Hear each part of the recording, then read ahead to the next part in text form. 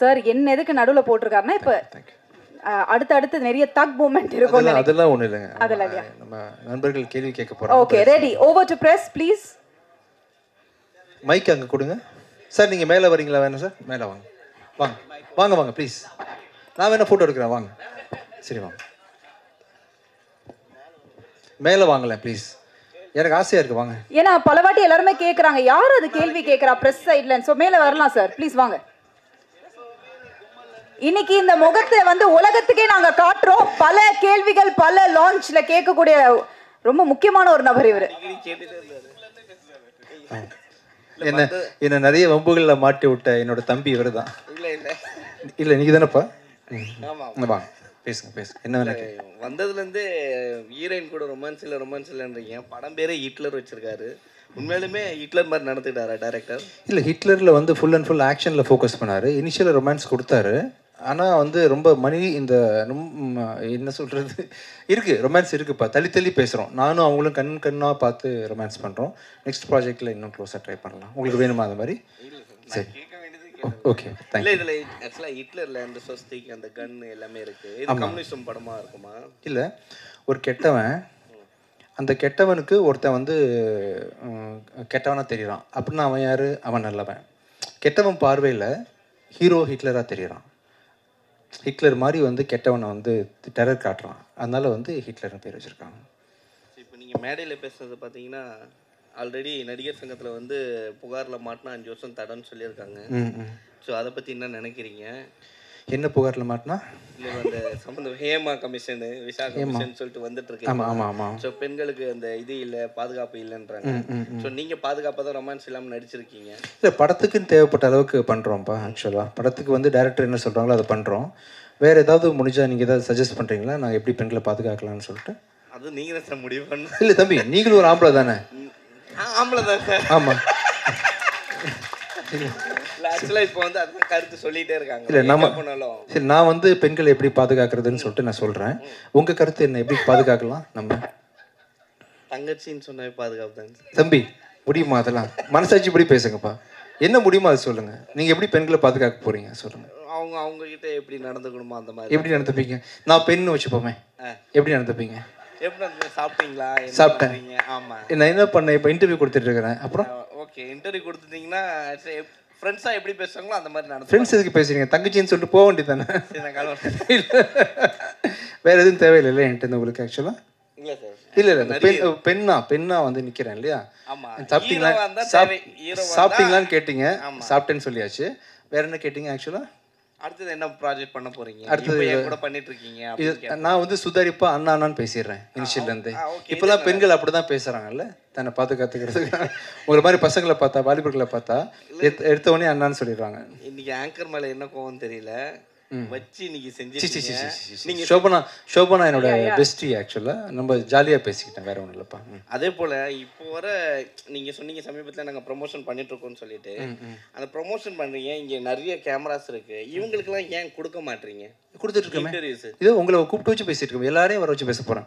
நீங்க எல்லாரும் இங்க வர போறீங்க. இங்க இருக்கவங்க நிறைய பேர் அதை நோக்கி தான் வந்துட்டு இருக்காங்க. ஆமா. ஸோ அதனால இங்க இருக்கவங்களையும் கூப்பிட்டு கொஞ்சம் கன்சல்ட் பண்ணி இன்டர்வியூ எடுங்க அப்படின்னு. ஏன்னா பெரிய ஹீரோக்களை வந்து இவங்க கூப்பிடுறது இல்லை நீங்க அப்படின்னு. இதோ இப்போ கூப்பிட போறேன் பாருங்க. உங்களை வச்சு நீங்க யாரெல்லாம் கூப்பிடணும்னு சொல்றீங்களோ எல்லாரும் கூப்பிட போறேன். நேற்று ஒரு 8 சேனல், முந்தானத்து ஒரு 8 சேனல், 16 சேனல் வந்து ஹிட்லர் படம் ஓடுறதுக்காக கொடுத்துருக்கோம் இன்டர்வியூ. இப்போ யாரை கூப்பிடலாம் சொல்லுங்க, நீங்களே கூப்பிடுங்க. நீங்க யாரை வேணாலும் கூப்பிடுங்க, உங்களுக்கு பிடிச்ச யாராவது பொண்ணு சொல்ல முடியாதுல்ல. யாரை ஒருத்தர் உங்களுக்கு யாரும் பிடிக்குன்னு கூப்பிடுங்க. யார் ரொம்ப கஷ்டப்படுறவங்க, யார் ரொம்ப நாள் இன்டர்வியூ எடுக்காம தவிக்கிறாங்கன்னு சொல்லுங்க. நிறைய பேர் இருக்காங்க. ஒருத்தர் ஒருத்தர் கூப்பிடுங்கப்பா, நான் பேசிடலாம். அப்படி யாரோ ஒரு நேம் சொல்லுங்க, யாரோ ஒருத்தர் சொல்லுங்க. மோகன் இருக்காரு. வாங்க சார், மோகன் சார் வாங்க.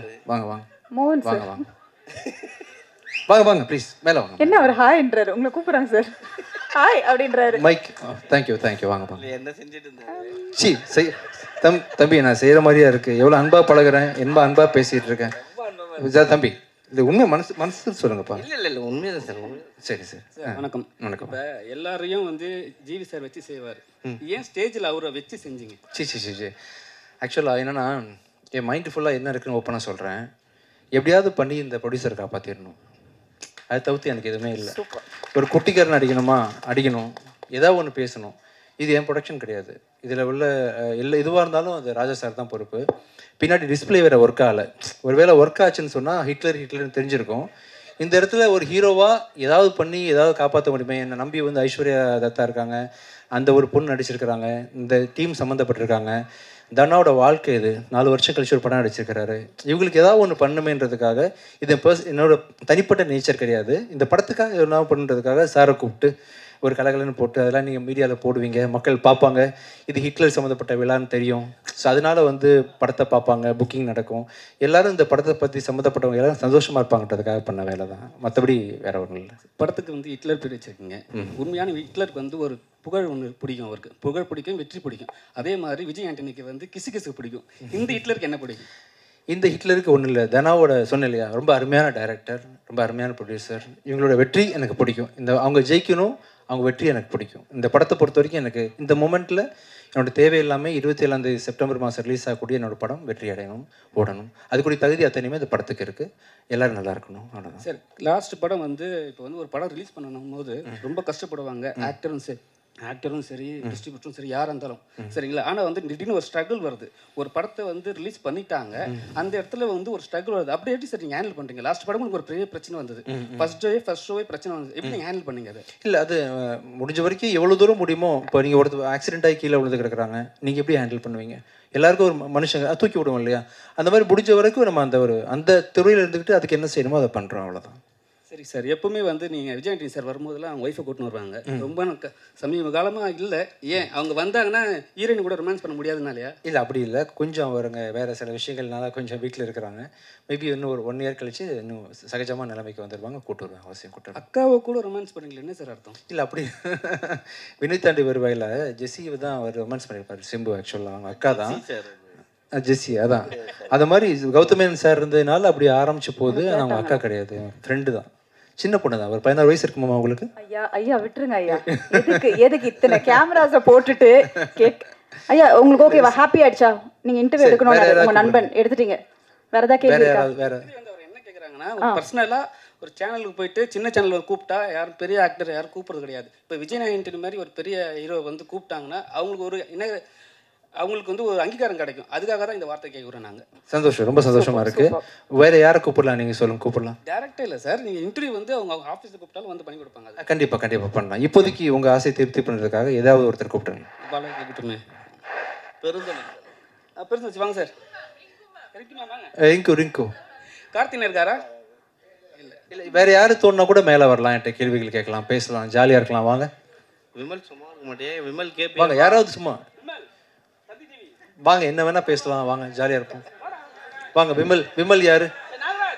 இன்னைக்கு எந்த ப்ரோக்ராமும் இல்லைன்னு நினைக்கிறேன். நாகராஜ் சார் இருக்காரு. வாங்க தம்பி, வாங்க தம்பி. யாராவது என்ன நாகராஜ்னு எல்லாருமே கோரஸா கூப்பிடுறாங்க, யார் அவரு? ஓ, யாரா வராங்களா? தந்தி டிவில இருந்து ஒருத்தங்க வந்துட்டு இருக்காங்க. வாங்க தம்பி, வாங்க. ஃபோன் பேசிட்டே வராரு சார். அவர்கிட்ட என்ன கேள்வியெல்லாம் கேட்கலான்னு கேட்டு வராங்களா மேனேஜ்மெண்ட்ல? அப்படியே ஏறி வந்துருங்கப்பா, படி வழி ஏறின டைம் ஆகும். கிங்ஸ்லி அண்ணன் கூட நீ வரல. யாரு? கிங்ஸ்லி. தெரியல தம்பி. ஹலோ சார், நல்லா இருக்கீங்களா? நாகராஜ் யாருன்னு தெரியல, ப்ளீஸ் வாங்க சார். AMN TV நாகராஜ் அவர்கள் ப்ளீஸ் வாங்க மேல. ஆஹா, என்ன சார் உங்களுக்கு இவ்வளவு ஃபேன்ஸ் இருக்காங்க போல. என்ன சார், விஜய் ஆண்டனி சார் ப்ரமோஷனுக்கு அவரை கூட்டு போயிடலாம் போல நீங்க. பயங்கர ஃபேன். வாங்க தம்பி, வாங்க தம்பி, நீங்க ஏதாவது கேள்வி கேட்கலாம். நாகராஜ் சீக்கிரம் வாங்க. ஒரு நிமிஷம் போகணும். கேளுங்கப்பா. தந்தி சேனலில் வந்து நம்மளோட இன்டர்வியூ கொடுத்துருக்கீங்க சார். ஓகேப்பா, பண்ணியாச்சு இன்டர்வியூ. சரிப்பா. உங்ககிட்ட நான் கேட்குற கொஸ்டின் என்னன்னா, நீங்கள் பண்ணுற படத்தில் உங்களோட மியூசிக் இருக்கணும்னு ஆசைப்படுறோம் சார். கண்டிப்பா. ஆக்சுவலாக ரொம்ப மிஸ் பண்ணுறோம், நீங்கள் மியூசிக் பண்ணுறதில்ல அப்படிங்கிறதுல. இந்த படத்தில் ஒரு சாங் நீங்கள் மியூசிக் பண்ணியிருந்தாலும் ஒரு சாங் பாடியிருக்கேன் மெர்வின்காக. ஆக்சுவலாக அந்த பாட்டு மியூசிக் பண்ணுறேன். இந்த படத்தில் வந்து இன்னொருத்தங்க மியூசிக்காக போட்டோம் இல்லையா. நம்ம அடுத்த படம் வந்து லியோ ஜான் பால் டைரக்ஷனில் டிசம்பர் ரிலீஸ் ஆகுது. அருவி டைரக்டரோட படம் வந்து அடுத்த சம்மரில் ரிலீஸ் ஆகுது. அது 2 படத்துக்கு நான் தான் மியூசிக் பண்ணுறேன். ஃபுல் படம் நீங்கள் மியூசிக் பண்ணுறேன், இதுக்கப்புறம் பண்ணுறேன் கண்டிப்பாக. ஒரு சாங்காவது பண்ணுங்க சார். கண்டிப்பாக ஃபேன்ஸ் நிறைய ஃபுல் படம் பண்ணுறேன். சார் அதே மாதிரி இந்த படத்தில் ஹிட்லரில் வந்து ஒரு பெப்பியான சாங் ஒன்று இருக்குது. ஆமாம். அந்த சாங்கில் வந்து பார்த்தீங்கன்னா ஒரு ஹீரோயின் மேலே நோட்டு எல்லாம் தூக்கி போட்டு ஆடுற மாதிரி. என்ன பாட்டு? இப்போ ஐஸ்வர்யா பண்ண அந்த பெர்ஃபார்மன்ஸ் சாங் தான். ஆமா. நீங்க வந்து நிறைய நல்ல படங்கள் கொடுத்துட்டு இருக்கீங்க, நல்ல கருத்துள்ள படங்கள் கொடுத்துட்டு இருக்கீங்க. அந்த மாதிரி சீன்கள் உள்ள பாடல்களை தவிர்த்துடலாம்ல சார்? ட்ரை பண்ணுறப்ப ஆக்சுவலாக என்ன நடக்குதுன்னா நடக்குது உலகத்தில் வந்து நீங்கள் துபாயில் பார்த்தீங்கன்னா பெல்லி டான்ஸ்லாம் ஆடும்போது பணத்தை தூக்கி போடுறாங்க. அப்போ தூக்கி போடுறவன் கெட்டவன் பாரு, இந்த மாதிரி கெட்டது செய்கிறான் பாரு அப்படின்னு அந்த கெட்ட விஷயத்தை காட்டினா தான் நல்ல விஷயத்தை காட்ட முடியும். இப்படி போடாதீங்கன்னு சொல்கிறதுக்கு படத்தில் ஒரு சீன் வச்சு போட்டு தானே அவனை வில்லனாக்க முடியும். அப்படி ஒரு சீனாக தான் இருக்கும். தேவையான லெவலில் தான் சோஃபார் இதெல்லாம் இந்த படம் ஃபுல்லாக எடுத்திருக்காரு. நீங்கள் படம் பார்த்தப்போ உங்களுக்கு தெரியும் ஆக்சுவலாக. கண்டிப்பாக. Thank you so much. தேங்க்யூ. எனக்கு ஒரே ஒரு கொஸ்டின் கேட்கணும். ஆக்சுவலாக விஜய் சார் வந்து இந்த சினிமா விட்டு லாஸ்ட் மூவி அதை விட்டு கிளம்புறாரு அப்படின்னு சொல்லிட்டு எல்லா ஃபேன்ஸ் வந்து எல்லாருமே நடிகர் எல்லாருமே கொடுத்துட்டு இருக்காங்க. ஸோ நீங்கள் என்ன சொல்ல வரீங்க அவர் சினிமா விட்டு போகிறத பற்றி? இல்லை, நல்ல கலைஞர், நிறைய திரையர்களை நிரப்பிட்டு இருக்கிறாரு. அவங்களுக்கு பெரிய ஃபேன் ஃபாலோவிங் இருக்குது. தொடர்ந்து நடிக்கணும். பட் அவர் நினச்சிருக்க விஷயத்த பண்ணிட்டு நடிக்க முடியாது இல்லையா? ஒருவேளை ஜெயிச்சிட்டாருன்னா நடிக்க வாய்ப்பு கிடையாது. ஸோ அதனால் காலம் தான் பதில் சொல்லணும். எனக்கும் என்ன நடக்க போகுதுன்னு தெரியல, வெயிட் பண்ணிகிட்ருக்கேன். தேங்க்யூ. அவ்வளோதானா? வாங்க மேலே வாங்க. உங்கள் லைஃப்பில் வந்து ஹிட்லர் யார்? என் லைஃப்பில் ஹிட்லரா? இந்த படத்தில் நான் தான் ஹிட்லர். இல்லை, உங்கள் லைஃப்பில் பொறுத்த வரைக்கும் எத்தனையோ மூவி நீங்கள் பண்ணியிருக்கீங்க. மூவிக்கு வெளியேயும் பண்ணியிருக்கீங்க, உள்ளேயும் பண்ணியிருக்கீங்க, உங்கள் லைஃப்லையும் பண்ணியிருக்கீங்க. ஸோ உங்கள் லைஃப்பில் வந்து ஹிட்லர்னா அவங்க வந்து ஹீரோவா வில்லனா? இல்லை, பேர் தான். இப்போ ஆண்டனின்றது மார்க் ஆண்டனி வந்து பாஷாவில் வந்து வில்லன். நான் வில்லனா? ஒரு பேர் வந்து அந்த பேரையே வந்து காலி பண்ணிடுறது இல்லையா? நிறைய பேர் உலகத்தில் ஹிட்லர் வாழ்ந்துருக்காங்க. அதில் ஒரு வீணா பண்ணவன் இந்த ஹிட்லர் ஆக்சுவலாக. சார் இன்னொன்று, ரிவ்யூ பொறுத்த வரைக்கும் எல்லாருமே ரிவ்யூ பண்ணுறாங்க, மீடியா பீப்புள் ரிவ்யூ பண்ணுறாங்க. ஸோ சோசியல் மீடியாவில் பொறுத்த வரைக்கும் வந்து ரிவ்யூக்கு வந்து நீங்கள் வந்து ஒரு சில ரிவ்யூவர்ஸை வந்து நீங்கள் பண்ணுற தப்புன்னு நீங்கள் சொல்லியிருக்கீங்க. ஆமாம், தப்பு பண்ணும்போது மட்டும் தப்புன்னு சொல்கிறேன். ஸோ ஹிட்லரே ரிவ்யூ பண்ணுவாங்க. ஆமாம். ஸோ உங்களுடைய பாயிண்ட் ஆஃப் வியூவில் ஒருத்தங்க ரிவ்யூ பண்ணுறது ரிவ்யூவாக இருக்கணுமா, ஒப்பீனியனாக இருக்கணுமா? அவங்க ஒப்பீனியனாக இருக்கணும், ரிவ்யூவாக இருக்கணும், எப்படி வேணால் இருக்கலாம். இன்னொருத்தர் வாழணும், நம்ம எல்லாம் சந்தோஷமாக அந்த உலகத்தில் கடந்து போகணும், ஜேர்னி நல்லா இருக்கணும், ஒருத்தர் சப்போர்ட் பண்ணுன்ற நோக்கில் இருக்கலாம், தப்பு இல்லை. ஆமாம் சார். இந்த படம் வந்து ஆடியன்ஸ் பொறுத்த வரைக்கும் எப்படிப்பட்ட படமாக இருக்கும்? உங்களுடைய கேரியர் பொறுத்த வரைக்கும் எப்படிப்பட்ட படம்? ரொம்ப முக்கியமான படமாக இருக்கும், கமர்ஷியல் படமாக இருக்கும். நம்பி வந்து ஹிட்லர்ன்ற படத்தை வந்து 27th ரிலீஸ் ஆக போதும் தியேட்டருக்கு வருவாங்க. வர்ற யாருமே டிசப்பாயிண்ட் ஆகாமல் கண்டிப்பாக திருப்பி போவோம். இது வந்து மூவியோட ப்ரமோஷனுக்கு நான் கேட்குறேன். ஸோ அவுட் ஆஃப் மூவி தான். அவுட் ஆஃப் மூவி கேமராவில் கேட்பீங்களா? இல்லை, உங்ககிட்ட கேட்குறேன். சரி. ஸோ விஜய் சாரோட மாநாடு வந்து இண்டஸ்ட்ரியே போகிற மாதிரி ஒரு தகவல் இருக்கு. நீங்கள் விஜய் சார் கிட்ட மாநாடுக்கு வந்து போகக்கூடிய வாய்ப்புகள் இருக்கா? எனக்கு அவ்வளோ அரசியல் அறிவு கிடையாது. அரசியல் இல்லாம நான் விஜய் சார் மாநாடுனா அரசியல் தான். விஜய் சார் கூப்பிட்டாங்களா? விஜய் சார் உங்களை கூப்பிட்டாங்களா? போகிறதுக்கு வாய்ப்புகள் இருக்கா? ஃப்ரெண்டு தானேப்பா, வாய்ப்புகள் இருக்கு. விஷால் கூப்பிட்டாலும் போவேன். இல்ல விஷால் சார் ஆரியா மாநாடு வச்சாலும் போவேன். நீங்க கூப்பிடுறீங்களா மாநாட்டுக்கு வர்றேன். விஜய் சார் ரியா we have any plan to மாநாடு? கிங்ஸ்லி கூப்பிட்டாலும் போவேன். விடுங்கப்பா, விடுங்க சார். நீங்க ஃபர்ஸ்ட் மாநாடுனா என்னன்னு ரியாக்கு எக்ஸ்பிளைன் பண்ணணும் இல்லையா? என்னப்பா? ப்ளீஸ் கம் டு சொல்லிட்டாங்க. ஓகே அதை விட்டுறலாம். Sir last question sir. Last நான் கேட்டேன், நீங்க அதை விட்டீங்க. என்னன்னா, எந்த ஒரு தனி மனிதனுக்குமே வந்து கிசு பேசினாவும் சரி, பேசினா பிடிக்கும், அவங்க மேலே கிசு வந்தால் பிடிக்காது. ஆனால் நீங்கள் எல்லா மேடையிலையும் வந்து கிசு எழுதுங்க சொல்லுங்க, என்ன ஒரு காரணம் சார்? ஏன் பண்ண மாட்டேங்கிறீங்க காரணம் சொல்லுங்க. நான் இவ்வளோ கேட்குறேன். இல்லை சார், கிசு பண்ண மாட்டேங்க மேலே இல்லைனால தான் பண்ண முடியல. இல்லாட்டி கண்டிப்பாக பண்ணிருப்போம். ட்ரை பண்ணுங்களேன், ஒரு மனுஷன் தப்பு இல்லாமல் இருக்குமா? அப்படின்னா சொல்லிட வேண்டியது தான். இப்போ 2-3 பேரை வந்து ஒரே மேடையில் வந்து லவ் பண்ணிட்டீங்க. சிச்சி, அது ப்ரொடியூசருக்காக பண்ணேன். இந்த ஹிட்லர் படத்தை ப்ரொமோட் பண்ணுறதுக்காக நான் பண்ணேன். இன்னும் 4 பேர் கூட பண்ணுவேன், கூப்பிட்டுவாங்க. சரி, இன்னொன்று கேட்டேன் சார். நீங்கள் கிசு கேட்டனால இது கிசு கிடையாது. ஒரு டேரக்டர் ஒரு விஷயத்த சொல்றாரு, ஆனா விஜய் ஆண்டனி சார் மட்டும் வித்தியாசமா பண்றாரு. ஏன் என்ன பண்றாங்க? ஆமா, ஒரு டயலாக் சொல்றாங்க, அந்த டயலாக்கே நீங்க வந்து மாத்தி அது அவர் வந்து ரொம்ப ஸ்டைலா சொன்னாரு, இன்னும் பொய்டிக்கா சொன்னாரு. அது உங்களுக்கு வரும், எனக்கு வரல. அதனால தான் ரொமான்டிக் படம்லாம் பண்ணல. நெக்ஸ்ட் டைம் நான் வந்து கண்டிப்பா இம்ப்ரோவைஸ் பண்றேன். தேங்க்யூ. அந்த வரைக்கும் மட்டும் தம்பி என்னை மாட்டி விட்டது போதுமா? வேற ஏதாவது பிளான் வச்சிருக்கீங்களா? தேங்க்யூ. அப்புறம் ஸோ ரொம்ப நன்றி. இந்த படத்தை நீங்கள் அவசியம் வந்து வர செப்டம்பர் மாதம் 27 பார்க்கணும்.